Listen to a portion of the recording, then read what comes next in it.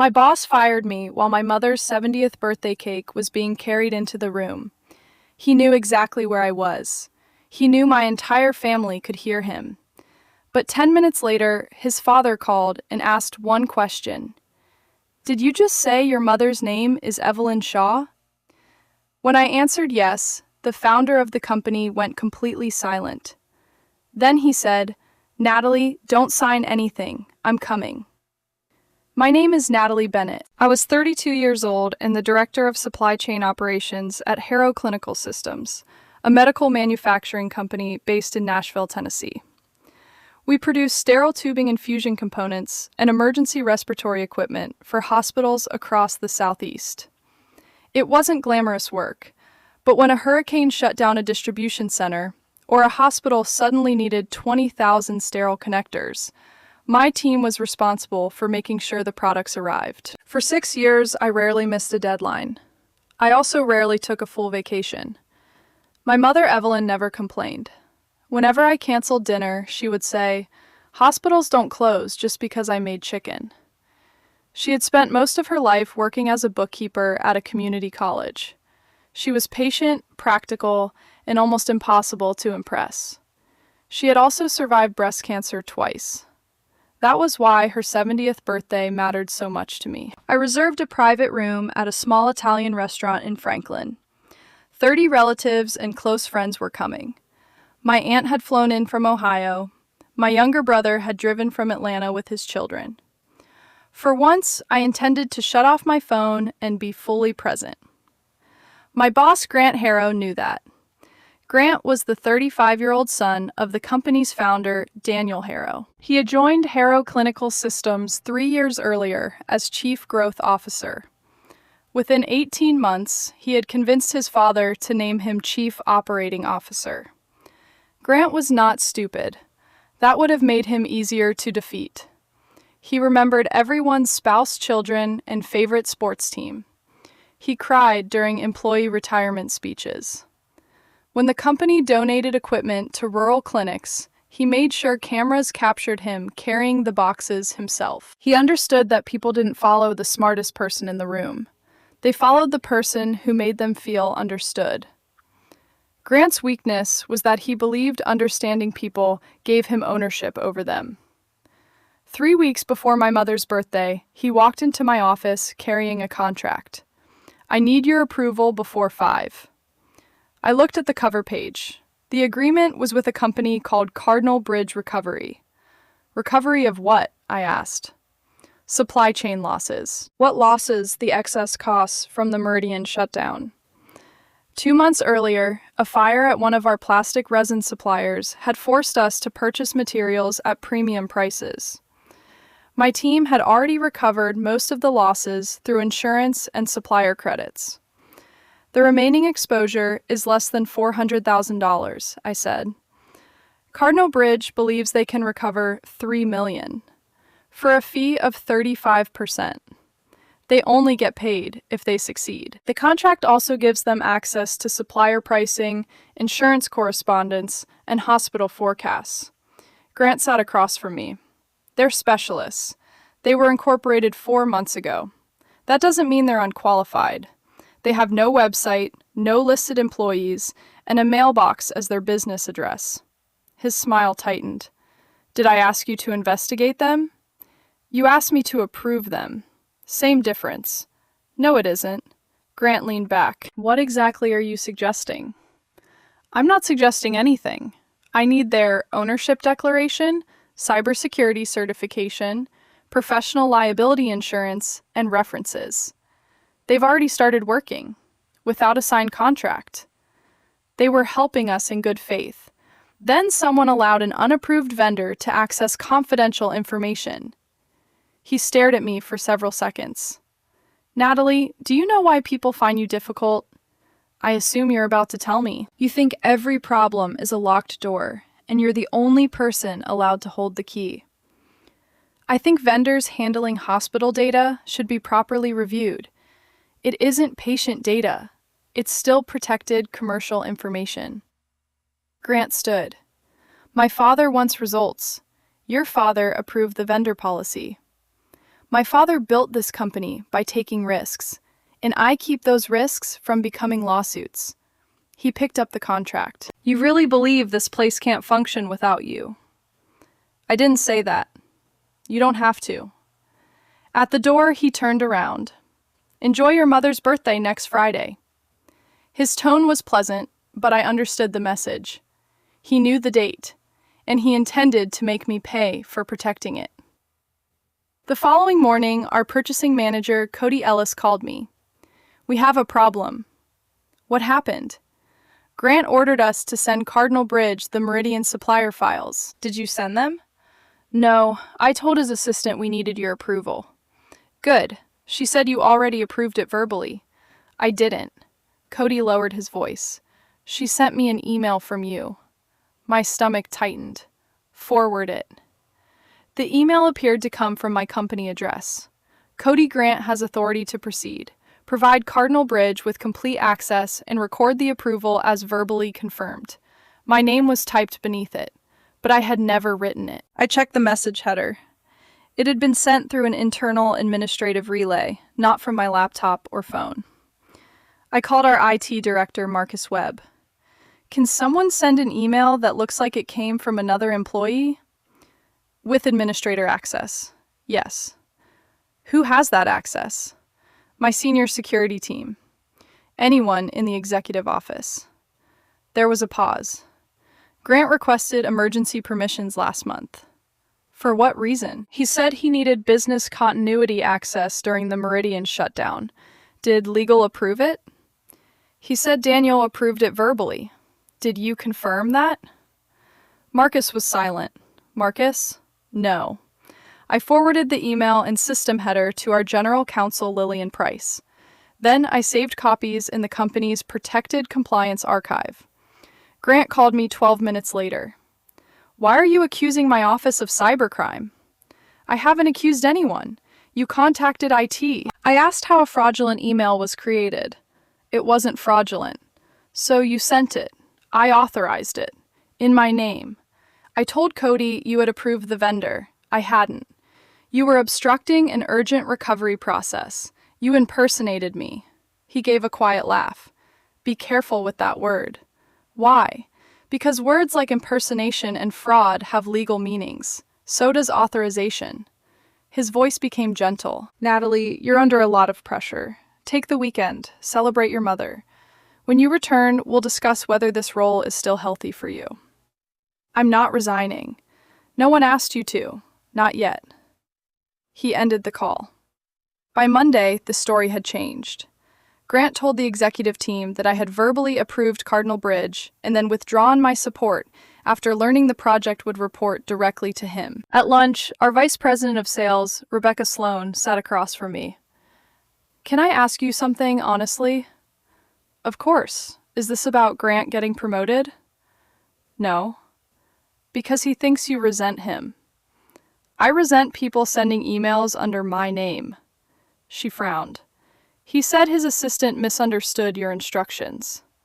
Then why is he telling everyone I approved the contract? Rebecca looked uncomfortable. He said you're creating a paper trail to embarrass him. I'm creating a paper trail because he used my identity. Natalie, I'm trying to help you. I know. You need to stop making this personal. I stared at her.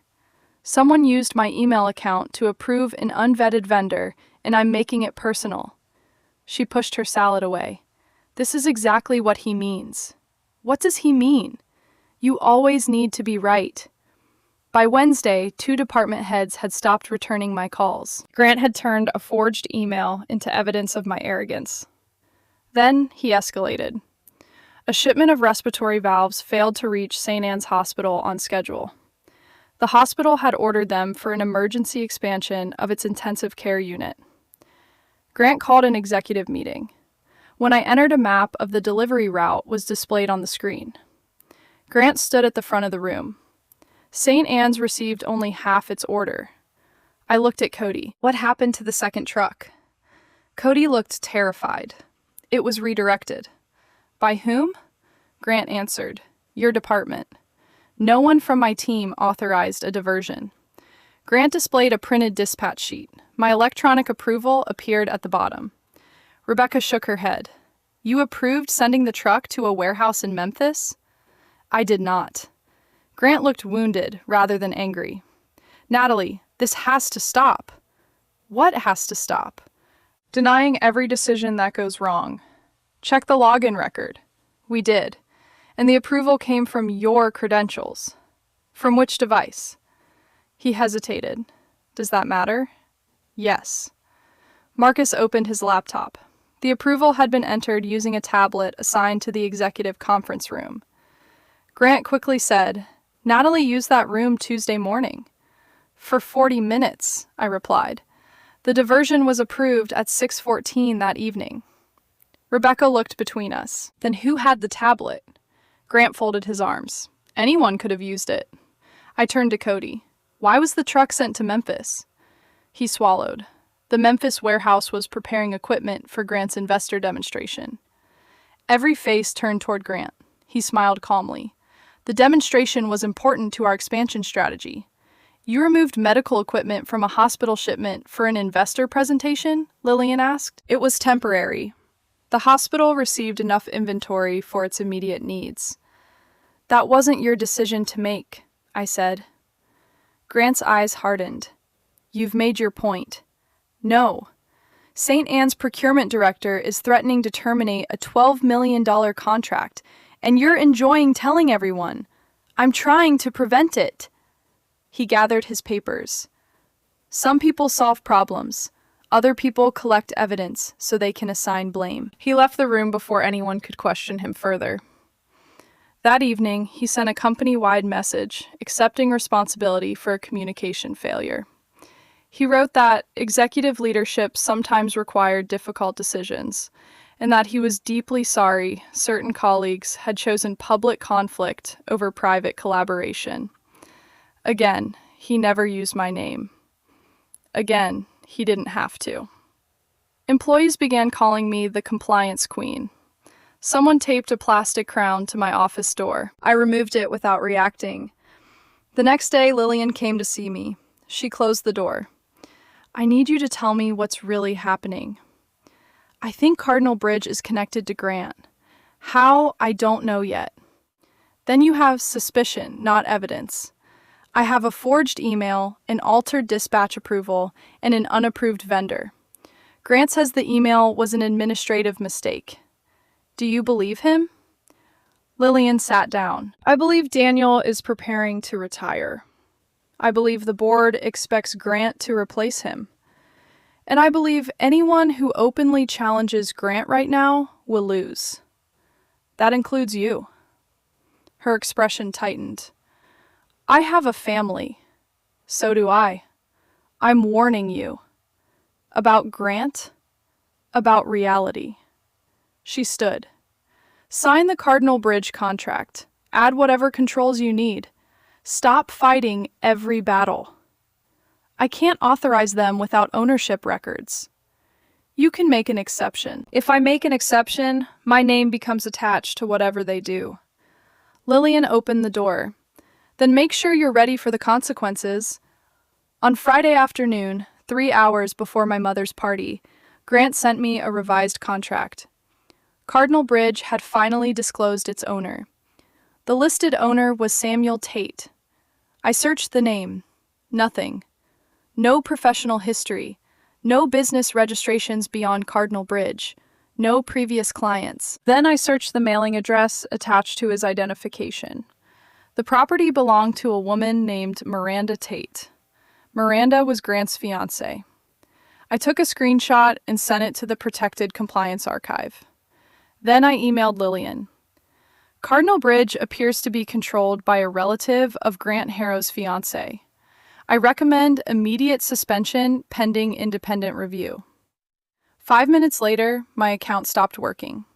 I called Marcus. Did you disable my access? I received an executive order. From Grant, I'm not allowed to discuss it. Marcus, did he disable my access because of the compliance report?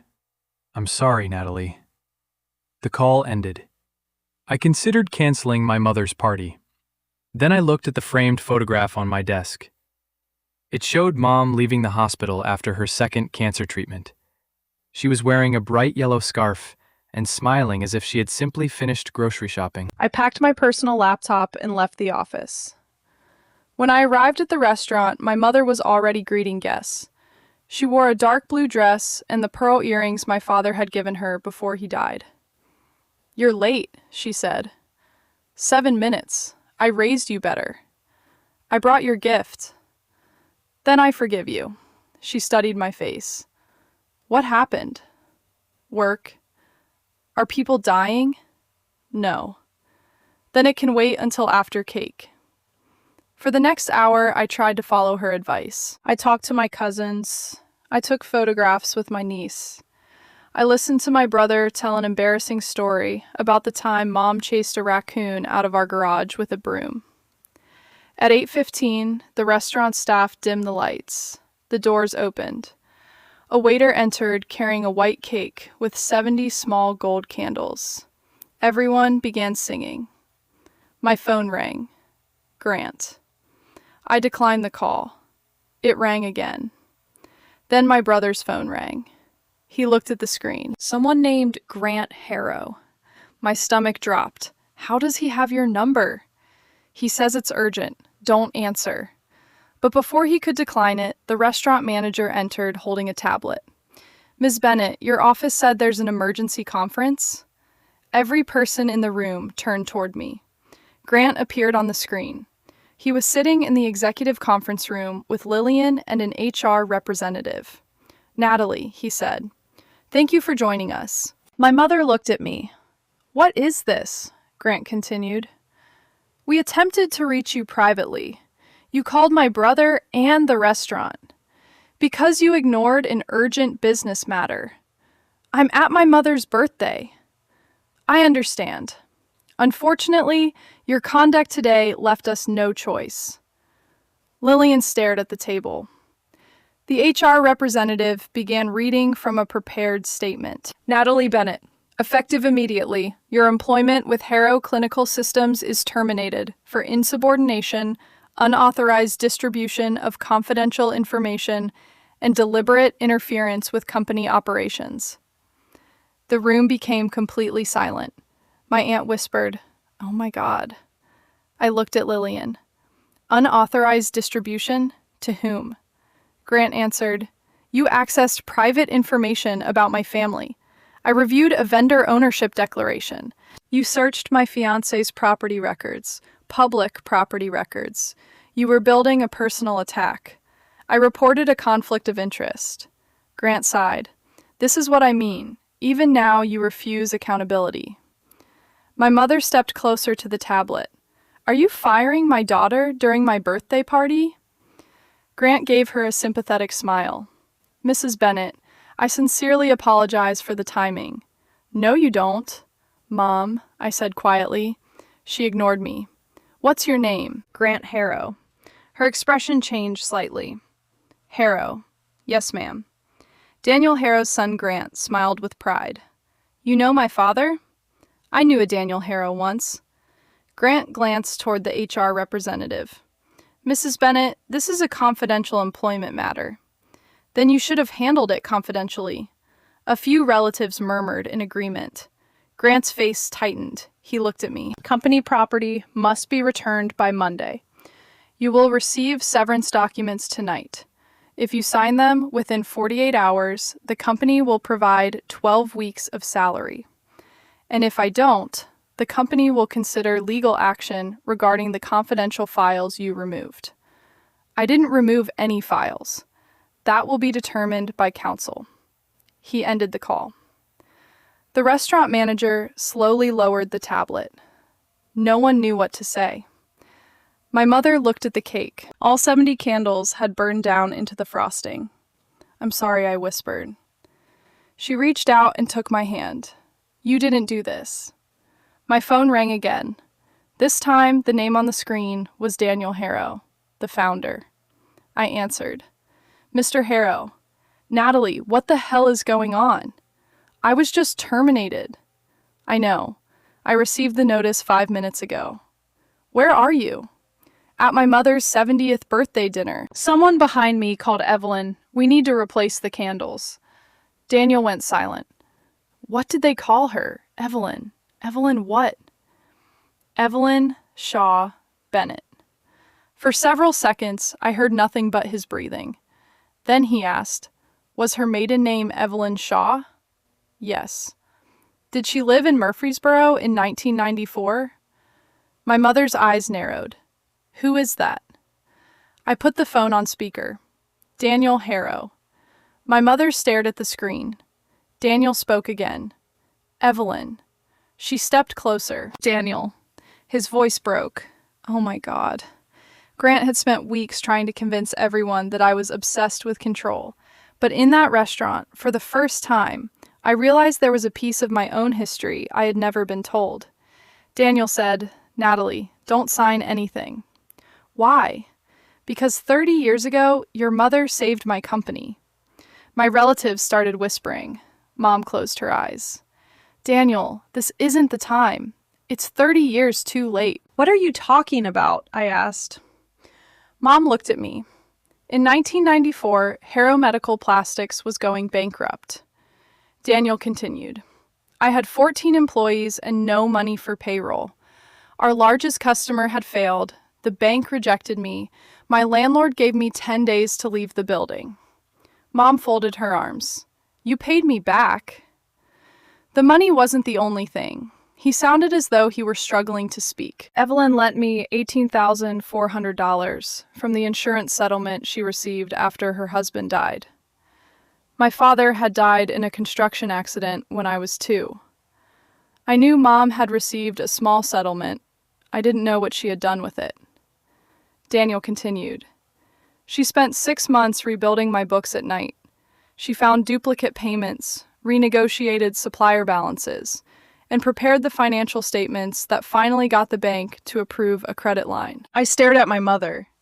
You never told me. It wasn't your burden. Daniel said Evelyn made me promise that if the company survived, I would protect the employees before protecting myself. Mom's voice softened. And did you? For a long time. Then keep doing it. I'm coming to the restaurant. Daniel, no. Yes. Do not give Natalie her job back because of me. I'm not coming to give her anything. His voice became firm. I'm coming because my son fired a compliance officer hours after she reported a conflict involving his fiance's family. The room became silent again. Daniel had already seen my report. Grant had disabled my access, but the protected compliance archive automatically notified the founder and audit committee whenever an executive officer was named. Grant hadn't known that. I'll be there in 40 minutes, Daniel said. My mother looked around the room. The food is getting cold. Aunt Patricia stared at her. Evelyn, a millionaire, just said you saved his company. He was not a millionaire then. You gave him $18,000.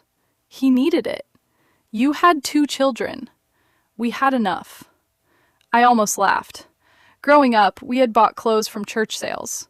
Mom had repaired our washing machine with instructions from a library book. She had worked evenings to pay for my school trips. We did not have enough, I said. She met my eyes. We had each other. Daniel arrived 37 minutes later. He looked nothing like the photographs on the company website. He wore jeans, a wrinkled button-down shirt, and no jacket. His gray hair was damp from the rain. When he saw my mother, he stopped. Evelyn. Daniel. He hugged her. For a moment, the founder of a company worth hundreds of millions of dollars looked like a frightened young man who had finally found someone he had disappointed. I tried to find you, he said. You sent Christmas cards for 10 years. They came back. We moved. I hired an investigator. That sounds excessive. You vanished. I lived 40 miles away. He laughed through tears. Then he turned to me. I'm sorry. You didn't fire me. I raised the man who did. He placed a folder on the table. Grant called an emergency board meeting for tomorrow. He wants authorization to sue you. For what? Theft of confidential data, defamation, and interference with a vendor contract. My brother swore under his breath. Daniel continued.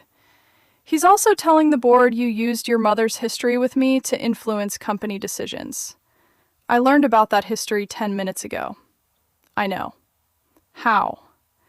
The compliance archive shows when your report was uploaded. I also listened to the recording of your termination call.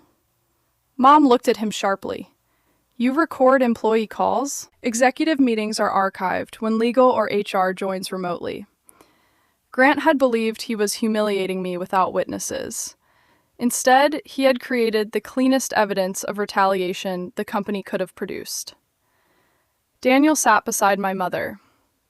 I can suspend Grant tonight. No, I said. Everyone looked at me.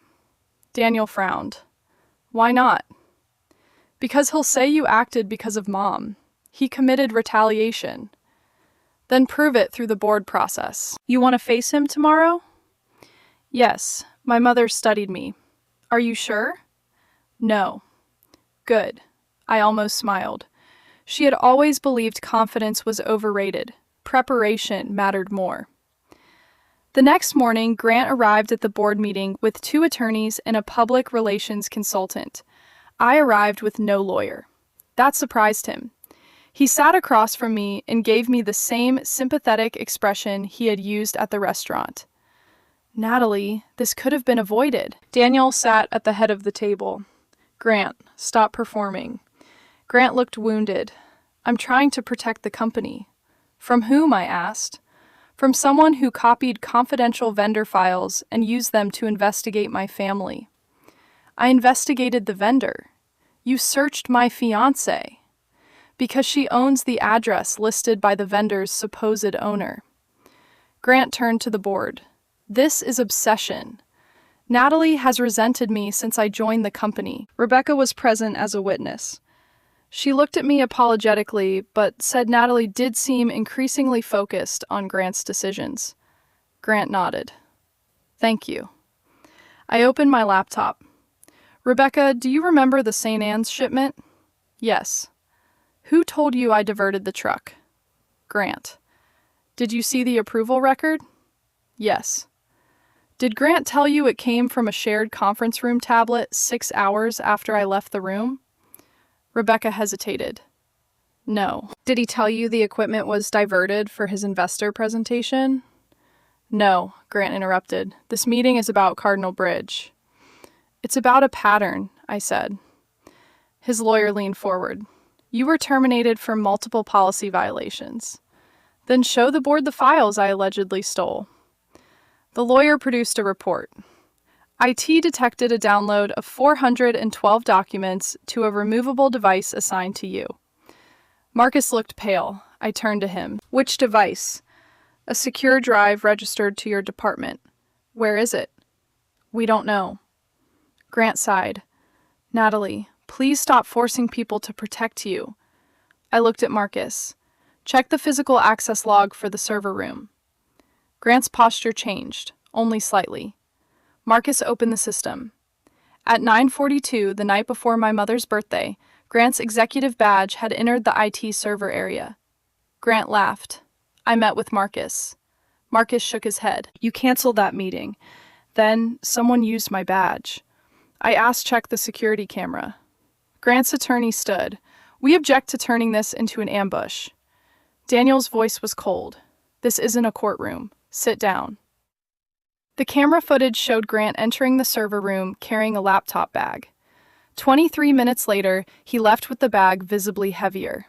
Grant stared at Marcus. You told me those cameras weren't active. No one moved. He realized what he had said. Then he recovered. I was retrieving company files because Natalie had locked my team out. Using a removable drive assigned to my department, I asked, You controlled access, so you copied the files to preserve them. Then why did you report that I had stolen them? Grant looked toward Daniel. She's twisting this. Daniel did not answer.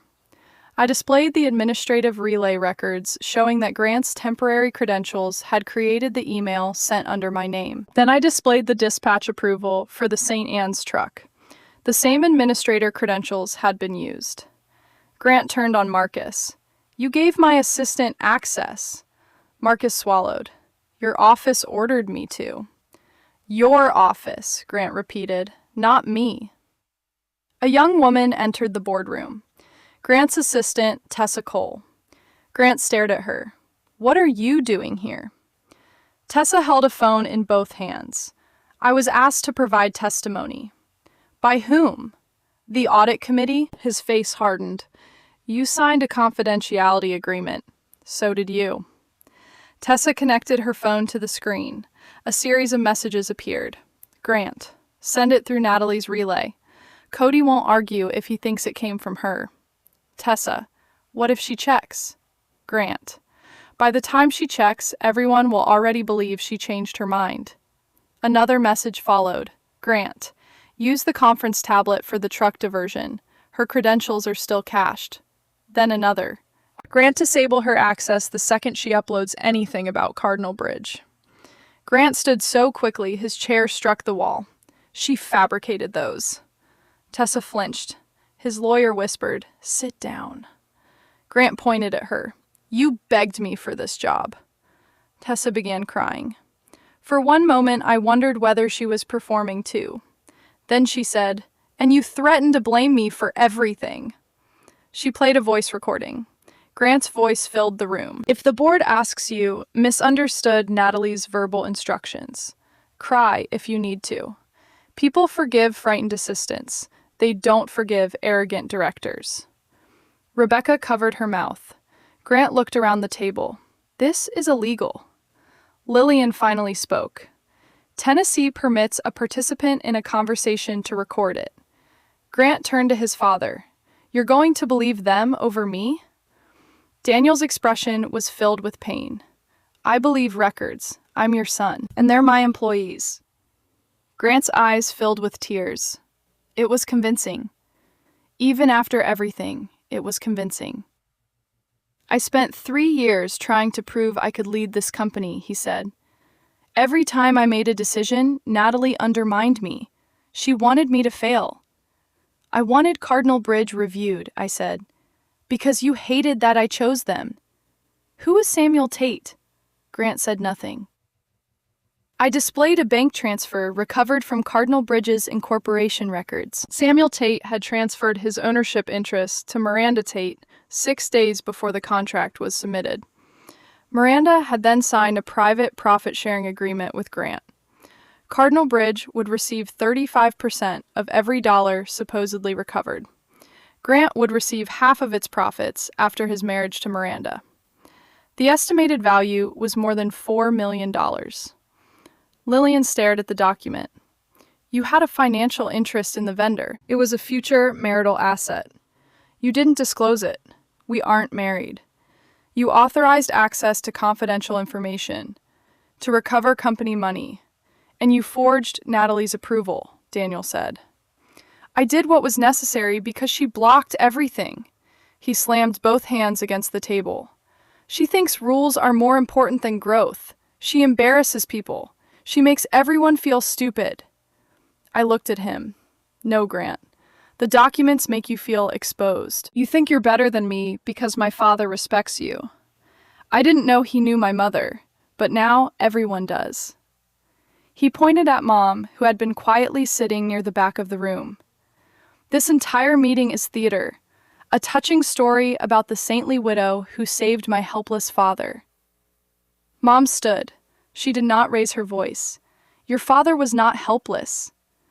Grant laughed bitterly. He took your money. He accepted help. Same thing. No, Mom said. Helpless people wait for rescue. Your father worked 18 hours a day and paid me back every cent. Then why are you here? Because my daughter asked me to come, to pressure him, to remind him of something. Grant turned toward the board. There, she admits it. Mom continued. 30 years ago, your father almost lost his company because he trusted the wrong customer. He blamed himself for not seeing the warning signs. Daniel looked down. I told him that being deceived once did not make him foolish. Refusing to face the truth afterward would. The room fell silent. Mom looked at Daniel. This is the truth you have to face now. Daniel closed his eyes. Then he called for a vote. Grant was removed as Chief Operating Officer immediately. His employment was terminated for retaliation, falsification of records, unauthorized system access, breach of fiduciary duty, and failure to disclose a financial conflict. Cardinal Bridge's contract was canceled. The company referred the forged approvals and data access to outside counsel and federal investigators. Grant did not go quietly. That afternoon, he posted a video online. He claimed his father had been manipulated by an ambitious employee and an elderly woman demanding repayment for a 30-year-old loan. He cried while describing himself as a son betrayed by his own family. The video reached 80,000 views overnight. Comments called me a gold digger. People accused Mom of blackmail. Someone posted photographs of our house.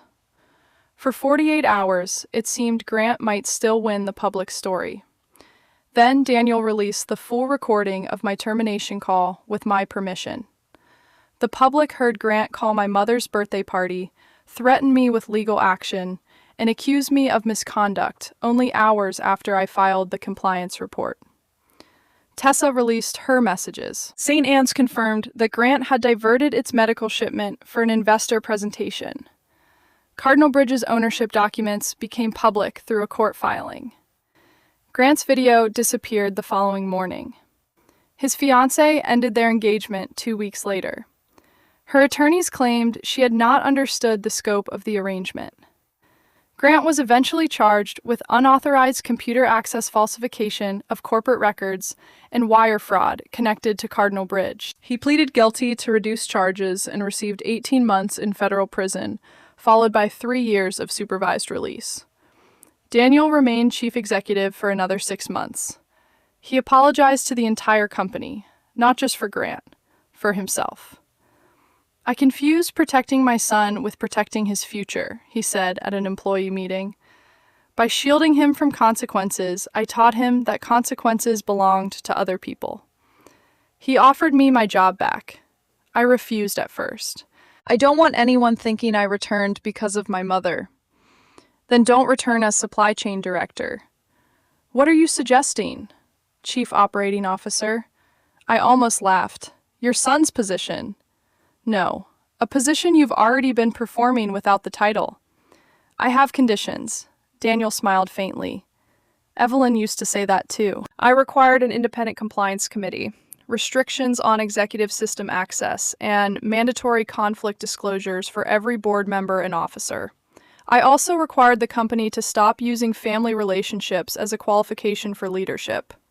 The board accepted every condition.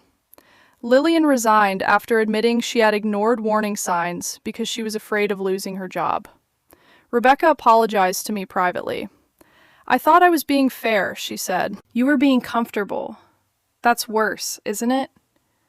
Sometimes, Marcus kept his job after cooperating with investigators, but he was removed from executive access management. Tessa entered the company's whistleblower protection program and later transferred to another division. My mother refused every offer Daniel made her. He tried to give her stock. She said no. He offered to repay the original $18,400 with 30 years of interest. She reminded him he had already repaid it in 1997. Finally, he asked, "What can I do?" Mom looked across the manufacturing floor at hundreds of employees beginning their shifts. Make sure no one here ever has to choose between paying rent and helping someone else survive. Daniel created the Evelyn Shaw Employee Emergency Fund. Mom agreed to let him use her name only after the fund was placed under independent control. At the dedication ceremony, Daniel gave a long speech about loyalty, courage, and second chances. When he finished, Mom stepped to the microphone. I lent Daniel money because he needed help, she said. Not because I believed he would become successful. She glanced at me. Never confuse kindness with an investment. The moment you demand profit from it, it stops being kindness. Then she walked off the stage before anyone could applaud for too long. 1 year after my mother's birthday, I took her back to the same Italian restaurant. This time, I turned off my phone before we entered. The manager brought out a fresh cake with 71 gold candles. Mom looked at it and smiled. You know, she said last year's birthday was more interesting. You were publicly dragged into a corporate fraud investigation. Exactly. This year feels lazy. My brother laughed. I handed her a small box. Inside was a framed copy of an old check. $18,400. The bank had found it in archived records during the investigation. On the memo line, Mom had written 4 words. For payroll. Keep going. She stared at it for a long time. You kept this. I made a copy. The original belongs in the company archive. Why? Because people should know what you did. She shook her head. No. They should know what Daniel did afterward. What do you mean? Giving someone a chance matters, but what they become after receiving it matters more. That was the difference between Daniel and Grant. Both men had been protected by people who cared about them. One treated that protection as a responsibility. The other treated it as permission. Grant believed my mother's name defeated him. It didn't. Her name only made his father stop looking away. What defeated Grant were his own messages, his own forged approvals, his own secret contract, and every lie he told, because he believed no one would ever examine them together. An old act of kindness opened the door, but evidence was what walked through it. Because gratitude can make someone listen, only the truth can make them change.